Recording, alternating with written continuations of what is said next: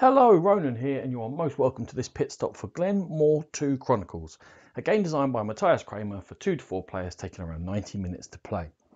In Glen 2, each of the players is running their own Scottish clan, looking to build up an area, collect resources, and score the most points over the course of 4 rounds.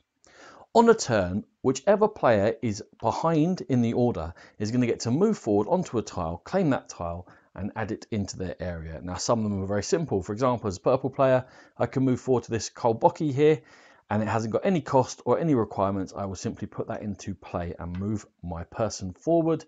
Another tile will come across here and fill up behind. Now, when putting a tile into our area, we must check where our Scotsmen are, where our workers are, and it must be in the area, the 8 tiles around where a Scotsman is. For example, this could not go here at this point. When I do put it into play, I check if there's any costs. There are none on here, or requirements. And I also check whether it's a river tile, because only river tiles can go in this river row, which begins with your own castle area. Once it does go into play, it then activates itself and all the tiles around it. And activation powers are in the bottom right. And in this case, that's going to give me a piece of barley. It's going to do my Iona marble there, which will give me a piece of stone. And these ones up here are moves for my Scotsmen, allowing me to move them around because I want to get them in my castle to help me score points. But also, as you've seen, to different areas to enable me to put tiles into play so I continue to build up my domain. Now again, we go back to the hindmost, and in this case it's purple again, so we'll look to where they can go. We're looking at the tiles ahead. This Glakemore is one that builds over the top of a tile, so it has to be the same type of it, and this Cheviot is one that goes in the river area, and those are the spatial things you need to be aware of when you're looking to build tiles.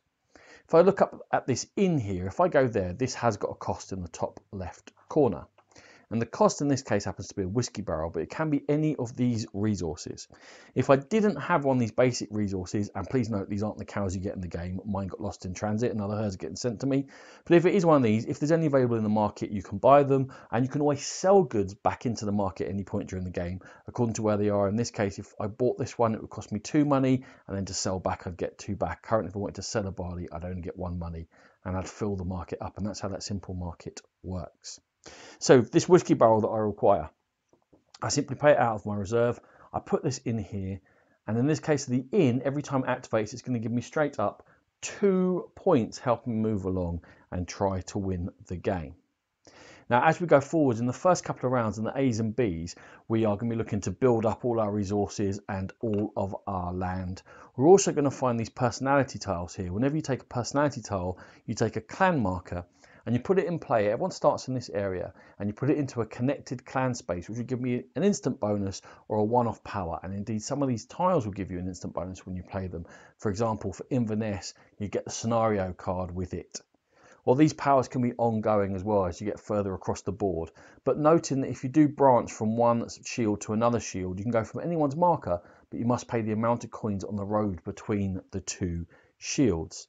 Eventually, as we go along and take all these tiles and fill up behind ourselves, we're going to find that we get to the end of a stack. And when we get to the end of a stack, we automatically trigger a scoring. Okay, each time we get to the bottom of the stack, the same scoring happens 4 times in the game before there's some endgame scoring points. And it's all to do with comparison about how you're doing in certain areas with how the other players are doing in certain areas. We're going to start with the number of Scotsmen in our home castle, which we all start with this double tile. You compare how many you have to whoever's got the least, and depending if you've got 1, 2, 3, 4 or 5 or more than them. So for example, if I had 4 in here and the least had 2, my score would be 2. That would score me 2 points, but the bigger the difference, the more points I'm going to score.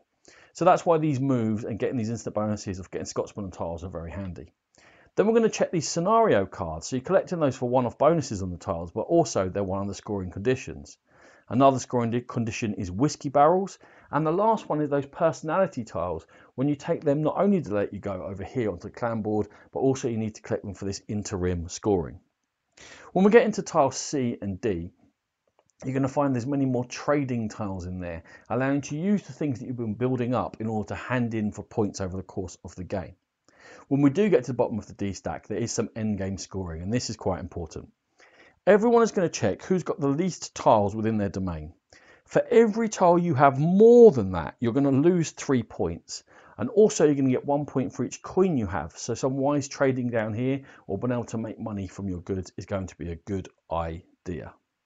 The last thing to note is that there is a die in the game. Now, if you play with 2 players, or if you want to play a quicker game, if it's the die's turn, they simply roll, and then the die will move as many tiles forward as the number you've rolled and take that tile. So that the 2-player game is balanced, or with 3 or 4 you can play a quicker game.